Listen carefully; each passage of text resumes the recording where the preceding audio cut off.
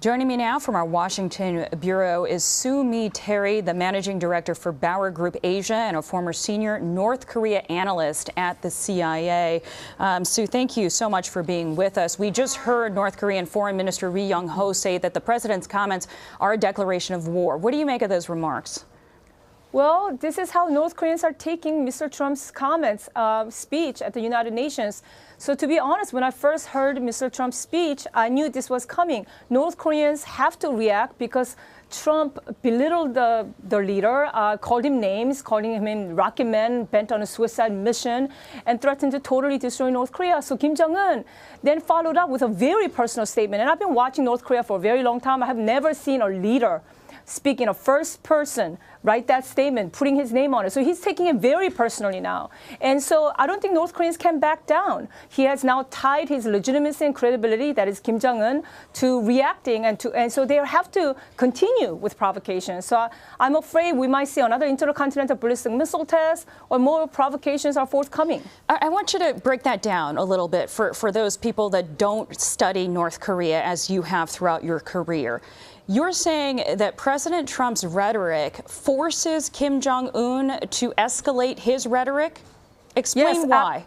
Well, yes, absolutely, because Kim Jong-un cannot afford to look domestically as if he's backing down or caving into pressure from the United States. Well, to be fair, North Koreans were always going to complete the nuclear program, perfect their nuclear arsenal, and they were bent on doing this. But this kind of touting Kim Jong-un and kind of really baiting him and name-calling, so now Kim Jong-un is taking this very personally. So he will act very forcefully. So I think this is very counterproductive on our part. I think we can be forceful and press the North Koreans without having to call Kim Jong-un by name and going through, have this kind of very heightened rhetoric, which is very counterproductive. Does it preclude this type of rhetoric continuing to come from President Trump? Does it preclude future diplomacy, potential future negotiations with Kim Jong-un?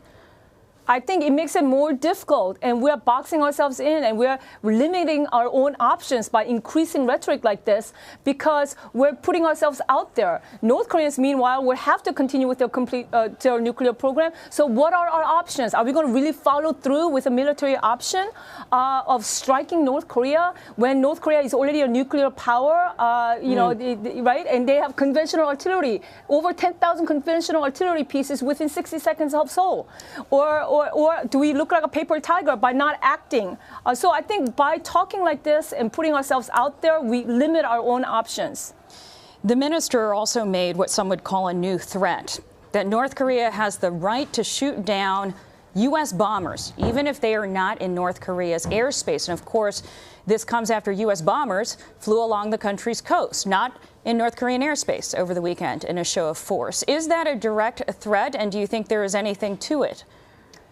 I think the likelihood of North Korea actually shooting down our bombers, I think, is still unlikely, because I would like to believe that Kim Jong-un is not suicidal, even though he's a barbaric and murderous man and ruthless, but not suicidal. He wants to preserve his regime, and he knows if in an all-out conflict, North Korea will lose, and that means the end of the regime. That said, room for miscalculation or possibility of miscalculation and misunderstanding have increased because of this going back and forth, heightened rhetoric by both sides.